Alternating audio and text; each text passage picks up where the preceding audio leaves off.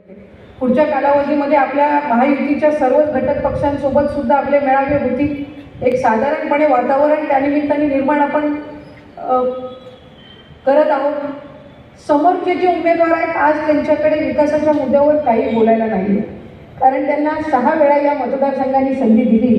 पण त्या 6ही वेळा माझ्यापेक्षा अधिक अनुभव आपल्या सगळ्या मंडळींना आहे, कारण आम्ही त्यांना पुनर्रचना ज्या वेळेला मतदारसंघाची झाली त्याच्यानंतर 2 वेळाची संधी, त्याच्या आधी 4 वेळा याच भागाचं ते प्रतिनिधित्व करत होते. मधल्या कालावधीमध्ये तर मोदी साहेबांच्या नेतृत्वाखाली ते अवजड उद्योग मंत्री सुद्धा होते. त्यावेळेला मला माहीत नाही आमच्या रायगडमध्ये एकही अवजड किंवा उद्योग असा कुठलाही कारखाना आला नाही. इथं आला का नाही याची स्पष्टता ही आपणच पुढच्या कालावधीमध्ये त्यानिमित्ताने देऊ शकता.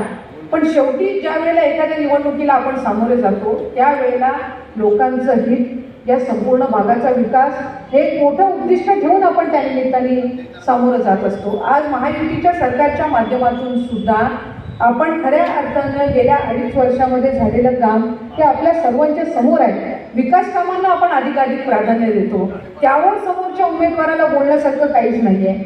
ते दर 5 वर्षांनी येतात.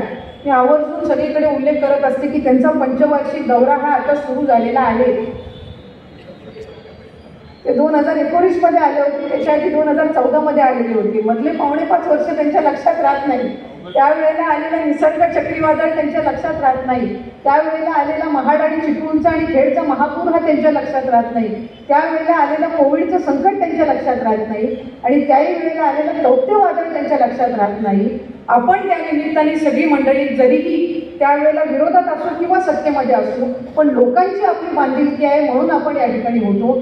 ज्यांना 6 वेळा या मतदारसंघाने निवडून दिलं, एका पराभवाने त्यांनी इतकी पाठ फिरवली की त्यांना लोकांची दुःख आणि अश्रू सुद्धा दिसले नाहीत. एखाद्या व्यक्तीच्या सुखाच्या प्रसंगामध्ये आपण जरी गेलो नाही तर एक वेळ ती व्यक्ती समजू शकते, पण आपण सगळ्यांच्या दुःखात सहभागी झालं पाहिजे ही तर एका लोकप्रतिनिधीची निश्चितपणाने जबाबदारी असते. आणि म्हणून या सगळ्या मुद्द्यांचा सुद्धा येणाऱ्या या निवडणुकीमध्ये आपण सगळ्यांनी प्रामुख्याने विचार करावा.